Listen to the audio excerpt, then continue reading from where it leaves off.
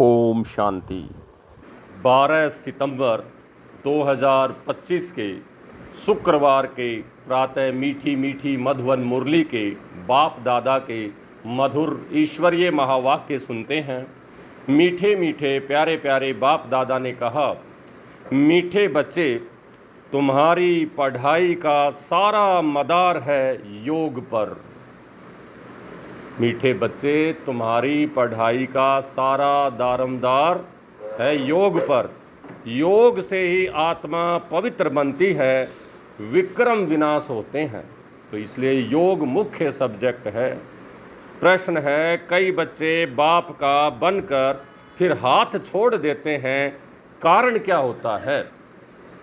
उत्तर है, बाप को पूरी रीति न पहचानने के कारण, पूरा निश्चय बुद्धि न होने के कारण 8-10 वर्ष के बाद भी बाप को फारकती दे देते हैं, छोड़ देते हैं, हाथ छोड़ देते हैं और पद भ्रष्ट हो जाता है और क्रिमिनल आई होने से माया की ग्रहचारी बैठ जाती है। जब विकारी दृष्टि हो जाती है तो भी माया की ग्रहचारी बैठ जाती है और ज्ञान छूट जाता है।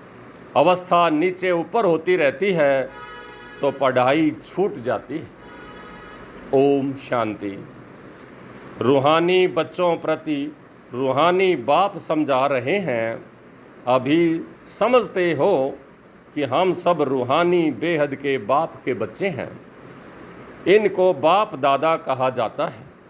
जैसे तुम रूहानी बच्चे हो, वैसे यह ब्रह्मा भी रूहानी बच्चा है, शिव बाबा का। शिव बाबा का रथ तो जरूर चाहिए, शिव बाबा को रथ तो जरूर चाहिए ना। इसलिए जैसे तुम आत्माओं का ऑर्गन्स मिले हुए हैं कर्म करने के लिए, वैसे शिव बाबा को भी यह रथ है, क्योंकि यह कर्म क्षेत्र है। जहाँ कर्म करना होता है वह है घर जहाँ आत्माएं रहती हैं। ये कर्म क्षेत्र है जिसको गीता में कुरुक्षेत्र नाम दिया है, और जहाँ से हम आए हैं परम धाम वो हमारा घर है। यहाँ तो हम स्टेज पर कर्म करने के लिए आए। आत्मा ने जाना है हमारा घर शांति धाम है, वहाँ यह खेल नहीं होता, बत्तियाँ आदि कुछ नहीं होती, सिर्फ आत्माएं रहती हैं। यहाँ आती हैं पार्ट बजाने, तुम्हारी बुद्धि में है ये बेहद का ड्रामा है। जो एक्टर्स हैं उन्हों की एक्ट शुरू से लेकर अंत तक तुम बच्चे नंबरवार पुरुषार्थ अनुसार जानते हो। यहाँ कोई साधु संत आदि नहीं समझाते हैं। यहाँ हम बच्चे बेहद के बाप के पास बैठे हैं। अब हमको वापिस जाना है, पवित्र तो जरूर बनना है आत्मा को। ऐसे नहीं कि शरीर भी यहाँ पवित्र बन जाएगा। शरीर तो तमो प्रधान है, मिट्टी में मिल जाएगा। आत्मा सतो प्रधान बन के जाएगी। आत्मा पवित्र बनती है, शरीर तो पवित्र तब बने जब 5 तत्व भी सतो प्रधान पवित्र हों। अब तुम्हारी आत्मा पुरुषार्थ कर पावन बन रही है, वहाँ आत्मा और शरीर दोनों पवित्र होते हैं, यहाँ नहीं हो सकते। आत्मा पवित्र बन जाती है तो भी फिर यह पुराना शरीर तो छोड़ती है, फिर नए तत्वों से नए शरीर बनते हैं। सतयुग में तत्व कैसे होंगे? एकदम फ्रेश नए होंगे, तो वहाँ शरीर नया मिलेगा। ये तो पुराने तत्वों से बना हुआ है। हमारी आत्मा बेहद के बाप को याद करती है या नहीं करती है, यह तो हर एक को अपने से पूछना है। खुद ही खुद को जानते हो हम कितना याद करते हैं। पढ़ाई का सारा दारमदार योग पर है। पढ़ाई तो सहज है, सहज समझ गए हो कि चक्र कैसे फिरता है। मुख्य है ही याद की यात्रा। ये अंदर गुप्त है, दिखाई देती नहीं है। हम याद कर रहे हैं, क्या कर रहे हैं, तो इसको कहेंगे गुप्त यात्रा। देखने में थोड़ी आता है। बाबा नहीं कह सकते हैं कि यह बहुत याद करते हैं या कम याद करते हैं। हाँ, ज्ञान के लिए बता सकेंगे कि यह ज्ञान में बहुत तीखा है। याद का तो कुछ देखने में नहीं आता है। अब ज्ञान की तो कोई भी पॉइंट सुनाएगा तो हाँ भाई इसको बड़ी अच्छी बुद्धि है, सारा याद रहता है। लेकिन याद में कैसा है ये तो दिखाई नहीं दे सकता है। ज्ञान मुख से बोला जाता है, याद तो है ए जपा जाप, जिसको जपने की जरूरत नहीं, वो है अनहद नाद जो अंदर ही अंदर चलता रहता है। अक्सर भक्ति मार्ग का है, जाप माना कोई का नाम जपना, तो यहाँ तो जपने की बात नहीं है, अंदर ही अंदर याद करना है। यहाँ तो आत्मा को अपने बाप को याद करना है। तुम जानते हो हम बाप को याद करते करते पवित्र बनते बनते मुक्ति धाम शांति धाम में जाकर के पहुँचेंगे। ऐसे नहीं कि ड्रामा से मुक्त हो जाएंगे फिर आएंगे, रिपीट होगा ड्रामा से मुक्त नहीं होंगे। तो बाबा कहता मुक्ति का अर्थ है दुखों से मुक्त हो, शांति धाम जाए, फिर सुख धाम में आएंगे। पवित्र जो बनते हैं वह सुख भोगते हैं। अपवित्र मनुष्य उनकी खिदमत करते हैं। जो पवित्र होते हैं तो फिर अपवित्र मनुष्य उनकी खिदमत करते हैं। पवित्र की महिमा है, इसमें ही मेहनत है। आँखें बड़ा धोखा देती हैं, गिर पड़ते हैं, नीचे ऊपर तो सबको होना पड़ता है, ग्रहचारी सबको लगती है। भल बाबा कहते हैं बच्चे भी समझ सकते हैं। बाबा कहते हैं माया के तूफान जरूर आते हैं, लेकिन कर्मेंद्रियों से कर्म नहीं होने देना है। अगर कर्मेंद्रियों से हो गया तो फिर पाप के खाते में चला जाएगा। बाबा कहता है माया के तूफान तो आएंगे, लेकिन उनको संकल्प से ही जीतना है।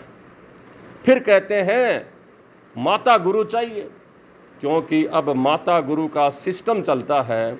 आगे पिताओं का था, अभी पहले कलश माताओं को मिलता है। बाबा ने ये सिस्टम चलाया, माताओं बहनों को आगे रखा। माताएं मेजॉरिटी में हैं, कुमारियां राखी बांधती हैं पवित्रता के लिए। भगवान कहते हैं काम महाशत्रु है, इस पर जीत पहनो, रक्षा बंधन पवित्रता की निशानी है। वो लोग राखी बांधते हैं, पवित्र तो बनते नहीं। वह सब है आर्टिफिशियल राखी, वो तो फिर बनावटी बात हो गई। राखी का महत्व ही है पवित्रता। कोई पावन बनाने वाले हैं नहीं, बस बांध लेते हैं, लेकिन पावन बनाने वाला बाप है। तो इसमें तो ज्ञान चाहिए ना। अभी तुम राखी बांधते हो और अर्थ भी समझते हो। यह प्रतिज्ञा कराते हैं, जैसे सिख लोगों को कंगन निशानी होती है, परंतु पवित्र तो उससे वो बनते नहीं। कंगन भी वैसे पवित्रता की निशानी है, लेकिन बाबा कहते हैं वहाँ तो बनते नहीं। पावन बनाने वाला सबका सदगतिदाता एक है, वह भी देहधारी नहीं है। पानी की गंगा तो इन आँखों से देखने में आती है। बाप जो सदगतिदाता है उसको इन आँखों से नहीं देखा जा सकता। आत्मा को कोई भी देख नहीं सकते। जब आप अपने आप को आत्मा को ही नहीं देख सकते इन आँखों से, तो आत्माओं के बाप को क्या देखेंगे? तो समझने की, महसूस करने की बात है ना। तो आत्मा क्या चीज़ है? कहते भी हैं हमारे शरीर में आत्मा है, उनको कभी आपने देखा है? कहेंगे नहीं। और सब चीज़ें जिनका नाम है वह तो देखने में ज़रूर आती हैं। आत्मा का भी नाम तो है। कहते भी हैं ब्रकुटी के बीच में चमकता है अजब सितारा। अब आत्मा का नाम तो है लेकिन दिखाई नहीं देती। अब हवा का भी नाम तो है, लेकिन हवा भी दिखाई नहीं देती। तो आप ये कह देंगे हवा है ही नहीं। हवा तो है, बस दिखाई नहीं देती, महसूस कर रहे हैं, है ना। तो ऐसे ही आत्मा भी महसूस करने की चीज़ है, बाबा कहता है। तो ब्रकुटी के बीच में चमकता है अजब सितारा, परंतु देखने में नहीं आती। परमात्मा को भी याद करते हैं, देखने में कुछ नहीं आएगा। लक्ष्मी नारायण को देखा जाता है इन आँखों से। लिंग की भल पूजा करते हैं, परंतु वह कोई यथार्थ रीति तो नहीं है ना। जैसे ज्योति बिंदु है परमात्मा अति सूक्ष्म बिंदु, इतना शिवलिंग जितना बड़ा तो नहीं है ना। वो तो स्थूल बनाया है, तो बाकी वो कोई देखने की चीज़ तो है नहीं। देखते हुए भी जानते नहीं हैं परमात्मा क्या है, वह कोई नहीं जान सकते। आत्मा तो बहुत छोटी बिंदी है, देखने में नहीं आती है। न आत्मा को और न परमात्मा को देखा जा सकता है। वो तो साक्षात्कार की बात अलग है, वो तो बाबा के पास चाबी करा दे, वरना देखने की चीज़ थोड़ी है ये। इसको जाना जाता है। अभी तुम जानते हो हमारा बाबा आया हुआ है इनमें। इस शरीर की अपनी आत्मा भी है, ब्रह्मा की अपनी आत्मा है। साथ में बैठ गया परमपिता परमात्मा तो परमात्मा परम पिता कहते हैं मैं इनके रथ पर विराजमान हूँ, इसलिए बाप दादा कहते हैं। अब दादा को तो इन आँखों से देखते हो, इस दादा मना सिंध में बड़ा भाई, तो इनको तो इन आँखों से देखते हो, लेकिन जो आत्माओं का बाप है वो दिखाई नहीं देता है। तो बाप को नहीं देखते हो, जानते हो बाबा ज्ञान का सागर है, वही शरीर के द्वारा हमको ज्ञान सुना रहे हैं, वह ज्ञान का सागर पतित पावन है। निराकार रास्ता कैसे बताए? प्रेरणा से तो कोई काम हो नहीं सकता, जरूर शरीर का आधार लेना पड़े। भगवान आते हैं यह किसी को भी पता नहीं है। शिव जयंती मनाते हैं तो ज़रूर यहाँ आता होगा ना। शिव जयंती भारत में मनाते हैं, ज़रूर भारत में आता होगा ना। तुम जानते हो अभी वह हमको पढ़ा रहे हैं, बाबा इसमें आकर पढ़ाते हैं। बाप को पूरी रीति न पहचानने के कारण, निश्चय बुद्धि न होने के कारण 8-10 वर्ष के बाद भी फारकती दे देते हैं। 8-10 साल के बाद भी बाबा कहते हैं बच्चों को संशय पड़ जाता है और बाप का हाथ छोड़ देते हैं। माया बिल्कुल ही अंधा बना देती है, बाप का बनकर फिर छोड़ देते हैं तो पद भी भ्रष्ट हो जाता है, मतलब पद कम हो जाता है। स्वर्ग में आएंगे लेकिन पद कम हो जाएगा। अब तुम बच्चों को बाप का परिचय मिला है तो औरों को भी देना है। ऋषि मुनि आदि सब नेति नेति करते चले गए। ने अति, जिसका अंत नहीं पा सकते, अंत नहीं पा सकते, तो नेति नेति कह करके ऋषि मुनि चले गए। आगे तुम भी जानते नहीं थे, अभी तुम कहेंगे हाँ हम जानते हैं, तो आस्तिक हो गए ना। तो जो भगवान को जानते हैं वो आस्तिक हैं, केवल मानते हैं तो पूरी तरह आस्तिक नहीं कहेंगे जब तक उसको अच्छी तरह जान ना ले। सृष्टि का चक्कर कैसे फिरता है यह भी तुम जानते हो। सृष्टि, सारी दुनिया, और तुम खुद इस पढ़ाई के पहले नास्तिक थे। जब तक बाबा ने हमें ये समझ ना दी थी तो हम भी नास्तिक थे। अब बाप ने समझाया है तो तुम कहते हो हमको परम पिता परमात्मा बाप ने समझाया है, अब आस्तिक बनाया है। हम रचता और रचना के आदि मध्य अंत को पहले नहीं जानते थे। बाप है रचता, बाप ही संगम पर आकर नई दुनिया की स्थापना करते हैं और पुरानी दुनिया का विनाश भी करते हैं। पुरानी दुनिया के विनाश के लिए ये महाभारत लड़ाई, जिसका नाम तीसरा विश्व युद्ध भी है, जिसके लिए समझते हैं उस समय श्री कृष्ण था, लेकिन श्री कृष्ण तो सतयुग में होता है। उस समय जब तीसरा विश्व युद्ध है तो इस धरती पर कौन था? शिव बाबा है ना, निराकार परमपिता परमात्मा। और वो आकर के गीता एपिसोड जब चल रहा है, अभी चल रहा है, जैसे ही ये पूरा होगा महाभारत युद्ध शुरू है ना। तो बाबा कहता है अभी वही समय चल रहा है। अभी तुम समझते हो निराकार बाप था, उनको देखा नहीं जाता। श्री कृष्ण को तो देखा जा सकता है, श्री कृष्ण का तो चित्र है, देखा जाता है। शिव को देख नहीं सकते। श्री कृष्ण तो है सतयुग का प्रिंस, वही फीचर्स फिर हो न सके। अभी इस कलयुग में तो वही सतयुग वाले फीचर्स तो हो न सकें, हर जन्म में शरीर के फीचर बदल जाते हैं। तो श्री कृष्ण भी कब और कैसे आया यह भी कोई नहीं जानते। श्री कृष्ण को कंस की जेल में दिखाते हैं, तो ये सारी दुनिया ही क्या है, अभी जेल है। कंस माना कुसंस्कारों के अंश, तो ये तो सारी दुनिया में ही है। तो सारी दुनिया ही बंधन में है, जेल में है, कुसंस्कारों के विकारों के वश में है। इसलिए एक कंस की बात नहीं है, ये सारी दुनिया ही कंस जैसे संस्कारों वाली हो गई है। तो सतयुग में क्या था वह यहाँ कैसे हो सकता है? तो ये कंसपुरी ख़त्म होगी तब कृष्णपुरी आएगी, जेल टूटेगी, उसके बाद सतयुगी दुनिया आएगी, वहाँ श्री कृष्ण का जन्म होगा। कंस असुर को कहा जाता है। इस समय सारी आसुरी संप्रदाय है ना, एक दो को मारते और काटते रहते हैं। दैवी दुनिया थी यह भूल गए हैं। ईश्वरीय दैवी दुनिया ईश्वर ने स्थापन की, यह भी तुम्हारी बुद्धि में है, नंबरवार पुरुषार्थ अनुसार। अभी तुम हो ईश्वरीय परिवार, फिर वहाँ होंगे दैवी परिवार। इस समय ईश्वर तुमको लायक बना रहे हैं स्वर्ग का देवी देवता बनाने के लिए। बाप पढ़ा रहे हैं, इस संगम युग को कोई भी नहीं जानते। कोई भी शास्त्र में इस पुरुषोत्तम युग की बात नहीं है। पुरुषोत्तम युग अर्थात जहाँ पुरुषोत्तम बनना होता है।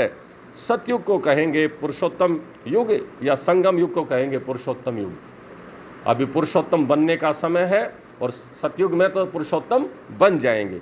इस समय तो मनुष्य पुरुषोत्तम नहीं है ना, इनको तो कनिष्ठ तमो प्रधान कहेंगे। यह सब बातें सिवाय तुम ब्राह्मणों के और कोई नहीं समझ सकते। बाप कहते हैं ये है आसुरी भ्रष्टाचारी दुनिया।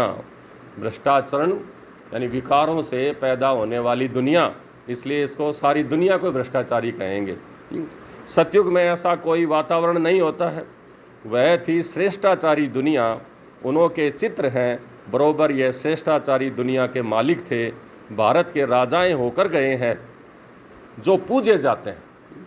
जो देवी देवता हैं वो श्रेष्ठाचारी थे, इसी कारण से पूजे जाते हैं। पूज्य और पवित्र थे जो ही फिर पुजारी बन गए। पुजारी भक्ति मार्ग को, पूज्य ज्ञान मार्ग को कहा जाता है। पूज्य सो फिर पुजारी, पुजारी सो फिर पूज्य कैसे बनते हैं यह भी तुम जानते हो। इस दुनिया में पूज्य एक भी हो न सके। इस कलयुग में तो एक भी पूज्य हो न सके। पूज्य परम पिता परमात्मा और देवताओं को ही कहा जाता है। परम पिता परमात्मा है सबका पूज्य, सब धर्म वाले उनकी पूजा करते हैं। ऐसे बाप का जन्म यहाँ ही गाया जाता है। शिव जयंती है ना, परंतु मनुष्यों को कुछ भी पता नहीं कि उनका जन्म भारत में होता है। आजकल तो शिव जयंती की हॉलीडे भी नहीं करते हैं। कुछ जगह थोड़े बहुत करते भी हैं, लेकिन अधिकतर जगह तो करते ही नहीं तो बाप का बर्थडे तो कितना धूमधाम से मनाना चाहिए। जयंती मनाओ न मनाओ तुम्हारी मर्जी, ऑफिशियल हॉलीडे नहीं है। जो शिव जयंती को नहीं मानते हैं वह तो अपने काम पर चले जाते हैं। बहुत धर्म है ना।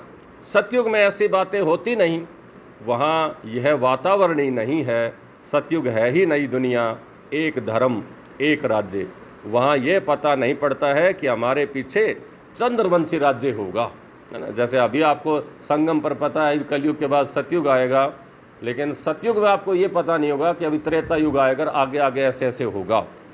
यहाँ तुम सब जानते हो, यह पास्ट हो गया है। सतयुग में तुम होंगे, वहाँ किस पास्ट को याद करेंगे।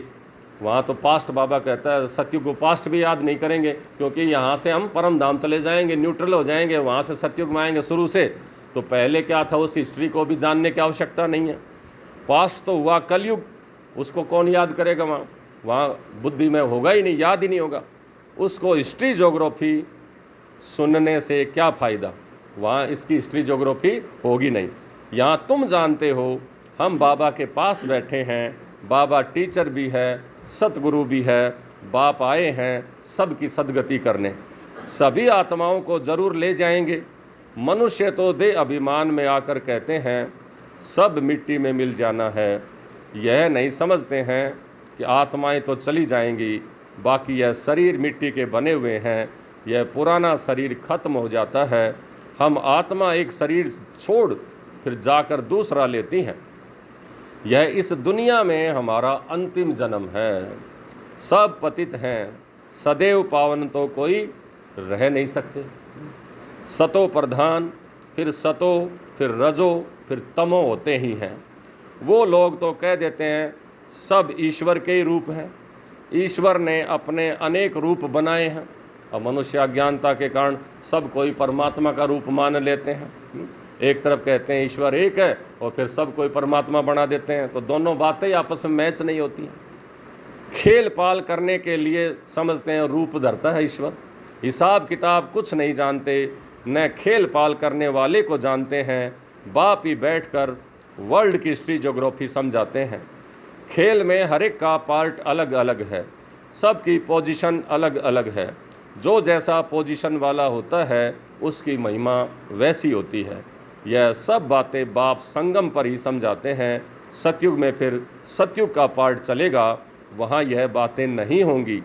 यहाँ तुमको सृष्टि चक्र का ज्ञान बुद्धि में फिरता रहता है। तुम्हारा नाम ही है सवदर्शन चक्रधारी। लक्ष्मी नारायण को थोड़े ही सवदर्शन चक्रधारी कहेंगे, उनको दिखा दिया है ये है ही यहाँ के। मूल वतन में सिर्फ आत्माएं रहती हैं, सूक्ष्म वतन में कुछ नहीं। मनुष्य, जानवर, पशु पक्षी आदि सब यहाँ होते हैं। वो तो शिव बाबा सूक्ष्म वतन में साक्षात्कार में दिखा देता, बाकी वहाँ होते थोड़ी हैं। सतयुग में मोर आदि दिखाते हैं, ऐसे नहीं कि वहाँ मोर के पंख निकाल करके पहनते हैं। मोर को थोड़े ही दुख देंगे, ऐसे भी नहीं कि मोर का गिरा हुआ पंख ताज में लगाएंगे, नहीं, ताज में भी झूठी निशानी दे दी है। वो तो पवित्रता है, भाई मोर पवित्र है इसलिए उसकी निशानी दिखाई है, बाकी वहाँ लगाने की कोई आवश्यकता नहीं है। जैसे वहाँ कोई सौदर्शन चक्कर उंगली में घुमाने की सारा दिन ज़रूरत नहीं है, वो होता नहीं है, लेकिन दिखा रखा है। तो ये सब निशानियाँ हैं। वहाँ सब खूबसूरत चीज़ें होती हैं, गंदी कोई चीज़ों का नाम निशान नहीं होता है।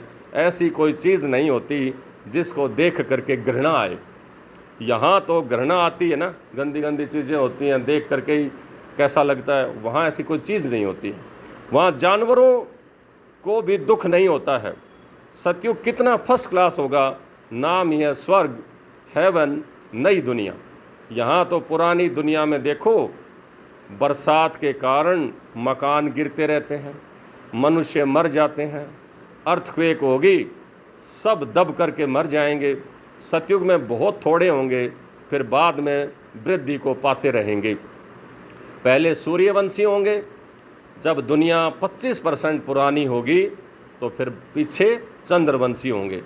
सतयुग 1250 वर्ष है, वह है 100% नई दुनिया, जहाँ देवी देवताएं राज्य करते हैं।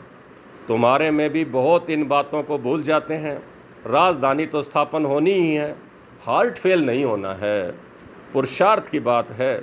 बाप सभी बच्चों से एक समान तदबीर यानी पुरुषार्थ कराते हैं। तुम अपने लिए विश्व पर स्वर्ग की बादशाही स्थापन करते हो, अपने को देखना है हम क्या बनेंगे। अच्छा, मीठे मीठे सिक्ल दे बच्चों प्रति माता पिता बाप दादा का याद प्यार और गुड मॉर्निंग। रूहानी बाप की रूहानी बच्चों को नमस्ते। हम रूहानी बच्चों की रूहानी बाप दादा को याद प्यार, गुड मॉर्निंग और नमस्ते। धारणा के लिए मुख्य सार, पहला, इस पुरुषोत्तम युग में स्वर्ग के देवी देवता बनने की पढ़ाई पढ़कर स्वयं को लायक बनाना है। पुरुषार्थ में हार्ट फेल माना दिल शिकस्त, दिल से हार नहीं माननी है। दूसरा, इस बेहद के खेल में हर एक्टर का पार्ट और पोजीशन अलग अलग है। जैसी जिसकी पोजीशन वैसा उसे मान मिलता है। यह सब राज समझ वर्ल्ड की हिस्ट्री ज्योग्राफी का सिमरण कर सौदर्शन चक्रधारी बनना है। सब राज्यों को सिमरण करके समझ करके सौदर्शन चक्रधारी बनना है। आज का वरदान, बाप की हर श्रीमत का पालन करने वाले सच्चे स्नेही आशिक भवै। बाप की हर श्रीमत का पालन करने वाले सच्चे स्नेही आशिक भवै। आशिक माना चाहने वाले भवै। जो बच्चे सदा एक बाप के सने में लवलीन रहते हैं, उन्हें बाप का हर बोल प्यारा लगता है। क्वेश्चन समाप्त हो जाता है। ब्राह्मण जन्म का फाउंडेशन स्नेह है।